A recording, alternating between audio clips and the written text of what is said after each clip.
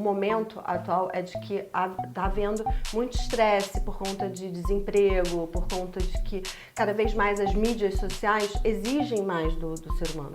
Hoje em dia qualquer coisa, você acorda, você já olha para um celular, já quer saber se alguém te mandou uma mensagem, se recebeu uma ligação, um e-mail, seja lá o que for. Então as pessoas hoje em dia vivem em função dessa ansiedade que não para. A ansiedade, o estresse são os maiores fatores que levam à depressão. E automaticamente, depressão é uma coisa que a gente sabe que num grau muito avançado leva ao suicídio, leva à vontade de se suicidar. 28 brasileiros se matam por dia.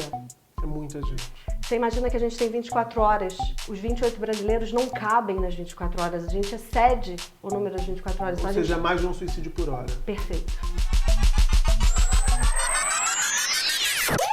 Bom, como você sabe, durante o mês de setembro, o Chega Junto abraçou a campanha do Setembro Amarelo e a gente está falando de saúde mental, de prevenção do suicídio em todas as entrevistas aqui no canal nesse mês. Nessa semana, a minha convidada é criadora de um projeto que tem o objetivo de democratizar exatamente o acesso à terapia, à saúde mental, o projeto Terapia para Todos. Quem chega junto é a psicóloga Flávia Pitella. Flávia, prazer te receber aqui. Muito obrigada pelo convite. Flávia, para começar, assim, a gente tem a sensação de que a cada dia, a cada semana, a gente é confrontado com dados que dão conta do aumento dos níveis de depressão e ansiedade no mundo todo, né? Um fenômeno mundial. Atualmente, segundo a OMS, cerca de 322 milhões de pessoas vivem aí convivendo com essa situação. Tá difícil manter a saúde mental no mundo que a gente vive, nessa época que a gente está vivendo?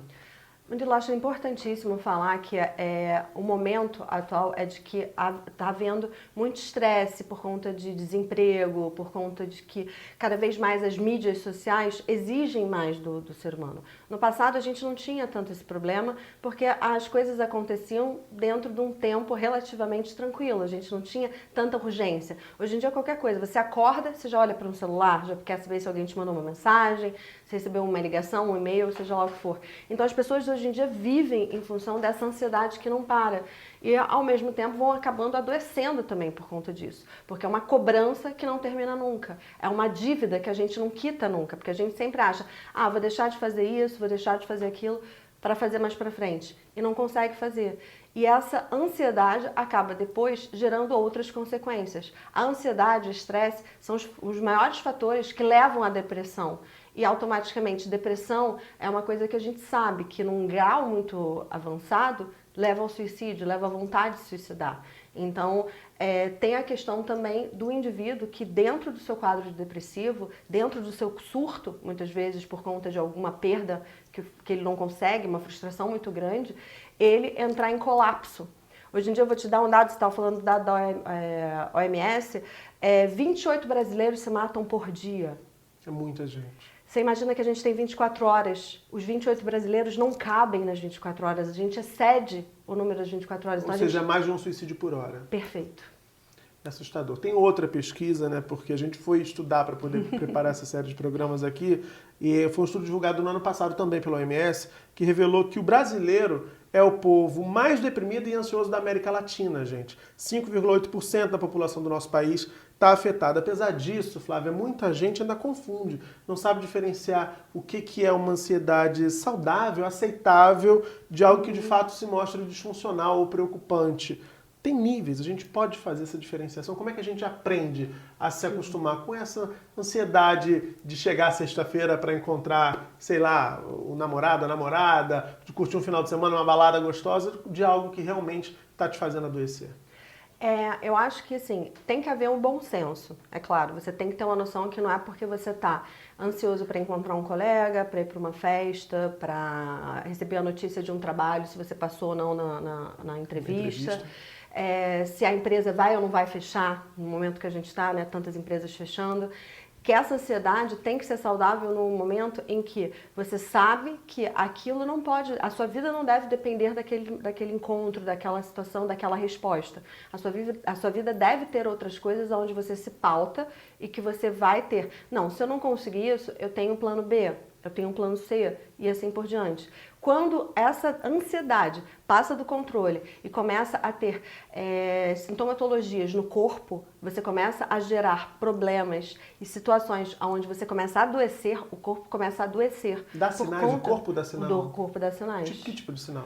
Por exemplo, dentro da ansiedade você tem desde a inquietação, a palpitação, né, a taquicardia, até a mão suada, pés suados, a insônia, a pessoa que sente sonolência durante o dia, mas quando chega de noite não dorme. Aquela pessoa que fica com o pé assim, que diz assim, olha... Perfeito, é a famosa inquietação. Gente, eu já vi entrevistador fazendo isso, tá conversando com a pessoa e tá com o pé assim. Eu falei, meu Deus... Você imagina que uma pessoa que está fazendo isso, eu acho muito importante dizer, ela não está prestando atenção no que o outro está falando, Nada. porque ela está pensando em qualquer outra coisa, no que ela tem para fazer depois, seja coisas simples, como, eu tenho que comprar pão, leite... A lista do mercado. Ou alguma coisa séria, do tipo, eu tenho que buscar meu filho no colégio, eu não posso atrasar, eu tenho que entregar o relatório para o meu chefe, eu tenho isso... Então ela não está te ouvindo. Ela pode estar te escutando, mas ela não está te ouvindo. Sim, sim. Então, assim, é muito complicado, às vezes, isso. E as pessoas tendem a não ter noção do quanto isso é perigoso, do quanto isso pode causar problemas no corpo. Como eu estava falando, a ansiedade, ela, mais do que qualquer outra coisa, ela mostra o que vem. Ela dá sinais de que ela está aparecendo. Tem pacientes que chegam desde coisas mais simples, como ter enxaqueca. Nunca tiveram enxaqueca, passam a ter enxaqueca quase todos os dias. Enjoo, vômito, síndrome do estômago irritado, que é aquele que você, qualquer coisa que você come, você bota para fora porque você nada segura. Porque a ansiedade já atingiu, chegou a um ponto onde ela atinge outros órgãos do corpo, não só a mente. Pessoas que, por exemplo, eu ouvi esses dias no consultório uma frase que eu achei sensacional. A paciente virou para mim e falou que ela dormia super bem, até mesmo porque ela sabia a hora que ela tinha que acordar. Então, se ela tinha que acordar às 7 horas, 6h55, apesar do relógio estar preparado para o despertador tocar, 6h55 ela acordava, o corpo dela acordava. Eu falei, você tem noção disso? Que isso que você está me falando, de fato, não é uma coisa boa. Você não dorme tranquila. Muita gente acha que é uma coisa boa. Perfeito. Já ouvi muito isso. Eu sou um reloginho, assim, antes do relógio, não preciso nem de despertador. Isso é horrível. O corpo não relaxa. Se o corpo não relaxa, ele não descansa. Por que a gente diz que o sono é revitalizante, o sono recupera? Exatamente, não só para a pele, para a beleza, para a estética, mas para a mente, gente. É importante entender que o sono é importante para que a gente tenha uma saúde mental, uma saúde psíquica tranquila, uma saúde psíquica forte, que vai aguentar as frustrações, vai aguentar as felicidades, vai aguentar todas as coisas que vão acontecer no nosso dia. Se a gente não tem esse descanso, a gente não consegue. Então, assim, é como se você tivesse ficado ligado na tomada a noite inteira. Ou então, uma pessoa que dorme com televisão ligada com aquela luz na cara. O corpo não entende aquilo como estou em momento de descanso. Tipo, mode. Isso eu aprendi muito recentemente. E é verdade. Faz toda a diferença. Sim, total. Quarto bem escurinho, tudo isso é fundamental. Sim. Inclusive, fica aqui o meu protesto. A pessoa que inventou esse aparelho de TV a cabo, aquele decodificador com aquela luz infernal, hoje em dia clareia o quarto inteiro. Eu saio tampando tudo, assim, enfim. Eu tenho a técnica de pegar a fita isolante, cortar o pedacinho e saio prendendo todos os botõezinhos que ficam acesos. Luz vermelha, luz azul, porque é todas as cores, né? Não tem uma... Tem verde, tem azul, enfim, tem pra todo mundo. Mas, enfim... Ficou alerta. Agora, Flávia, outra coisa que é importante, quando a gente fala de saúde mental, ou a gente fala de tabu, né? As pessoas que preferem não falar desse assunto como se isso não existisse, ou a gente fala de um tipo de discurso que olha para isso como algo curioso, como algo engraçado. E a gente fala de ansiedade, a gente fala também de coisas muito próximas ali, a síndrome do pânico, a gente fala de toque. Toque, que é o transtorno obsessivo-compulsivo, no Brasil já virou comédia no cinema. E as pessoas acham que é algo divertido. Aquela mania do Roberto Carlos de não usar marrom, de não falar inferno. Mas toque pode ser algo muito sério, né? E pode ser doença. Indicativo, inclusive, de outras complicações que a pessoa está enfrentando. Acho que é importante a gente também falar disso. Né? É importantíssimo. Acho sensacional você trazer esses quadros, porque dentro da ansiedade, dentro do transtorno de ansiedade, a gente tem vários tipos de ansiedade. A gente tem a fobia social, que é quando a pessoa começa a se isolar e começa a ter ansiedade por algo que nem aconteceu ainda. Eventos que estão para acontecer e ela começa a criar hipóteses catastróficas para exatamente começar a se blindar. Então não vai querer ir na festa, não vai querer isso, porque pode acontecer. Quando o evento acontece, a pessoa começa a, depois da festa, depois do evento, levar também para o lado ruim. Porque ela foi julgada, porque a roupa dela não estava adequada. O que antes era um problema, continua sendo um problema após o evento acontecer. Então é um ciclo vicioso que não termina. Ele Só faz sofrimento. assim. Então, essa é um tipo de ansiedade. Tem, como você trouxe, a síndrome do pânico, que é outro transtorno de ansiedade, que é já a questão da pessoa entrar num ciclo onde ela fica em alerta o tempo todo e onde ela acha, mesmo num ambiente seguro, familiar, onde ela sabe quem está ali perto dela e tal, ela se sente insegura, como se alguma coisa fosse acontecer a qualquer momento. E aí, esse caso, sem querer te interromper, mas já te interrompendo, é muito assustadora a história da síndrome do pânico, porque ela se manifesta assim. Sim, muitas vezes a pessoa diz assim, eu nunca percebi que tinha alguma coisa errada comigo, até pelo estilo de vida que a gente vem, né, levando, e de repente entrei no cinema e surtei dentro do cinema, precisei sair correndo da sala de cinema. Sim. É bem assustador. A síndrome do pânico, ela se apresenta em quadros, em crises de surto. Então não vai ser uma situação onde ela vai passar dias com aquilo. Ela tem o transtorno de ansiedade, ela tem a ansiedade generalizada, que a gente chama o TAG, que é o TAG, que é o transtorno de ansiedade generalizada, e ela tem crises de síndrome do pânico em alguns momentos. Como uma pessoa também com depressão pode ter uma síndrome do pânico, como uma pessoa com qualquer outro tipo de transtorno mental pode ter uma síndrome do pânico. São surtos, são episódios que ela vai ter onde ela não vai conseguir. Ela vai ficar ou paralisada, ou ela vai ter mãos suando, ela vai entrar num ciclo onde ela não consegue sair. E até ela se acalmar, até ela voltar à consciência do que está acontecendo, demora um pouco. A pessoa praticamente paralisa a vida dela quando ela tem uma síndrome do pânico. Ela não consegue sair à rua, ela tem medo de multidões, ela tem medo, às vezes, até que não sejam multidões no grosso da palavra de muita gente, mas pouca gente aglomerada, ela já sente aquilo. Que é um exemplo ótimo, elevador. Pessoas que têm síndrome do pânico têm problemas sérios com o elevador. Se é aquele elevador de prédio mais moderno, que é todo fechado, mesmo estando ali com uma ou outra pessoa só, começa a criar falta de ar, começa a criar uma gastura na pessoa que ela não consegue sair dessa roda viva que ela gira para ela. E tô te ouvindo, tô lembrando a situação que é minha, eu tenho uma situação com túneis. Então eu entro no túnel, é automático, eu falo até com meu marido sempre, a mão logo começa a transpirar. Pode não estar engarrafado, pode não estar nada. E aí, enfim, anos convivendo com isso, eu vou ali assim, vai sair, vai acabar o túnel, a gente vai passar. Só que eu precisei, há um tempo atrás, tinha levado um tombo, precisei fazer uma ressonância magnética. Nossa! E, gente, olha, se entrar naquela máquina de ressonância, para quem tem esse tipo de dificuldade... Sim, claustrofobia, é assustador. E, inclusive, eu não sei como não inventaram ainda uma tecnologia para fazer um exame para você passar esse perrengue. Mas é difícil. Não, e fora que a ressonância magnética não é só o fato de você entrar num buraquinho pequeno onde você não pode se mexer, porque o médico fala que você não pode se mexer. Eu me mexi, vou ter que repetir. Exatamente, e faz aquele barulho infernal na sua vida. É tortura. Exatamente. Agora, a gente falou de ansiedade, falou de síndrome do pânico, falou desses assuntos, desse tema todo, faltou falar de toque. Porque toque sempre as pessoas veem como piada. Perfeito. Aqui a gente brinca aqui no canal, nas lives e tal, que a gente sofre um pouco com a toque por conta dos quadrinhos. Né? Quando a gente nota que tem um torto, eu particularmente, Thiago está aqui, também está rindo, que ele também partilha desse problema. Quando a gente vê que tem um torto, a gente fica sofrendo na edição, sempre a gente vê só depois. É toque, é algo leve, a gente brinca assim, ou quando a gente percebe, na verdade, a pergunta é essa, que não é uma coisinha tão superficial, não é uma bobagem, quando o toque de fato passa a merecer um alerta? Então, o transtorno de ansiedade ligado ao que é o transtorno compulsivo, obsessivo-compulsivo, que é o TOC, por isso o TOC, transtorno obsessivo-compulsivo, ele se torna doença, ele vira patologia quando qualquer mania, qualquer ritual que você tenha, passe a virar alguma coisa impeditiva na sua vida. O que eu quero dizer com isso? Quando a pessoa começa a ter rituais para fazer coisas simples do dia a dia, exemplo, você precisa sair de casa para trabalhar. Você tem o seu horário, você sabe que horas você tem que estar no seu trabalho.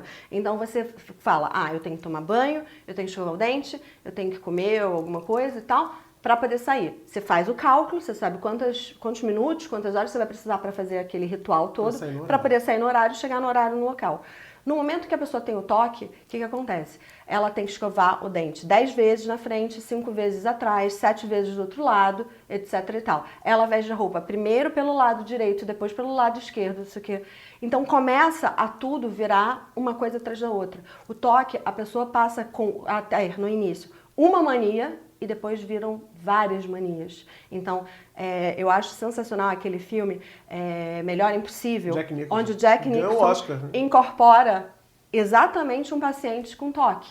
E aquele é um grau forte, onde ele não pode pisar em linhas, onde ele tem que abrir e fechar várias vezes a maçaneta para garantir que a porta está fechada.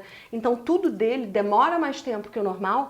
Porque isso aí eu tenho um pouquinho. Conferir se a porta está fechada. Não, conferir é uma coisa. A pessoa do toque, para você entender, eu acho ótimo você ter trazido esse exemplo seu para mostrar que isso não é toque. Porque a pessoa que tem toque, ela não vai conferir se a porta está fechada. Ela vai conferir 7 vezes. Ah, não, então tô... E só se ela conferir as 7 vezes que ela tem certeza que ela não vai morrer. Porque ela acredita, existe uma crença dentro do paciente que tem toque, que se ele não fizer as 7 vezes, algo vai acontecer e ele vai morrer. É uma ameaça iminente. É uma ameaça iminente o tempo inteiro. Quem tem transtorno de ansiedade, qualquer que seja toque, seja síndrome do pânico, seja o TAG, o transtorno da ansiedade generalizada, seja fobia social, ele sempre acha que aquilo vai trazer para ele um perigo iminente. Então, que se ele não fizer, se ele fizer, se ele não estiver num ambiente seguro, algo muito ruim vai acontecer. Então, aquilo é outro tipo de transtorno de ansiedade que hoje em dia está muito mais comum do que jamais foi no Brasil. Principalmente nas grandes cidades, onde as enchentes estão cada vez maiores e fazendo cada vez maiores estragos. É o estresse pós-traumático.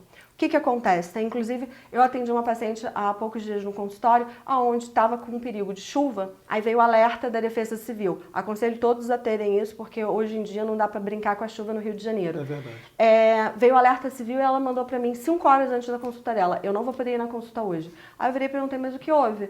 Aí ela virou e falou assim, não, porque talvez chova, então eu não vou sair de casa. Eu falei assim, mas você mora em zona de risco? Eu sabia quem era a paciente, sabia que ela não morava numa zona de risco. Ah, não, mas pode acontecer alguma coisa no caminho, não sei o que, não sei o que. Eu falei, olha, fica à vontade, decida o que for melhor pra você e tal, mas eu estaria aqui te esperando se você quiser. 2 horas antes da sessão dela, ela mandou, estou indo.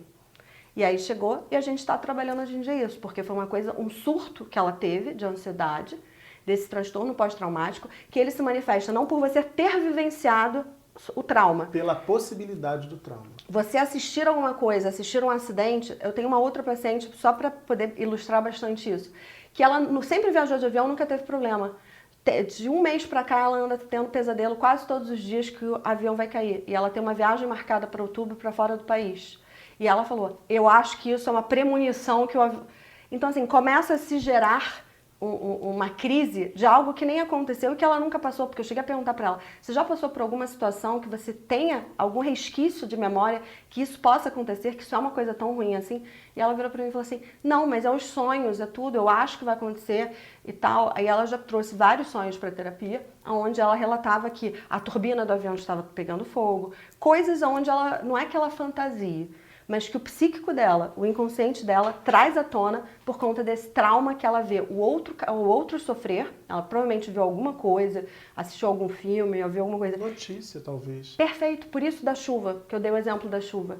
Hoje em dia, pessoas que moram em residências, em locais tranquilos, ficam com medo de sair à rua, de estar no meio da chuva.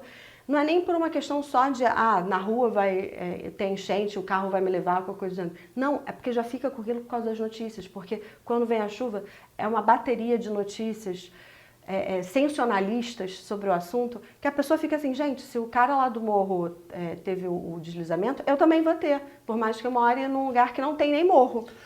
O que você está dizendo, engraçado, porque a gente está fechando essa primeira parte, mas tem a ver com a forma como você abriu, né? Porque a gente falou de informação, da quantidade de informação que a gente tem o tempo inteiro, e me parece, conversando contigo, que a gente está vivendo, enquanto sociedade, um momento de dificuldade de digerir essa informação toda. Perfeito. Então isso vai contaminando a gente, ou seja, e isso se demonstra por ansiedade, ou por toque, ou por tudo isso que a gente está discutindo, síndrome do pânico e tudo isso, até agora, como você disse, o transtorno pós-traumático. Sim.